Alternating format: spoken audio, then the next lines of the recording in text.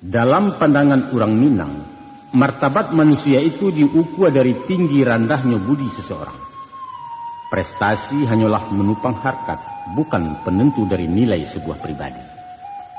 Orang kayo nan panyantun, orang cadiak nan bijaksana, orang bagak nan paibo, dan orang rancak nan paramah, itu disanjuang, dipuji-puji, dijujuang bagi mengkutu. Sebaliknya orang kayo nan nangkuah, orang cadiak nan khianat, orang bagak nan menggadang, dan orang rancak nan hongeh, dia randah, dilecehkan, disisiah, dipancia, dan banyak dikatakan orang mantiko. Tadanga ucapan sinis di palanta. Naknyo kayo selah surang, kami ndak ka meminta. Kok cadiak kami ndak ka bertanya, kok bagak kami ndak ka mengadu, kok rancak kami ndak ka meniru.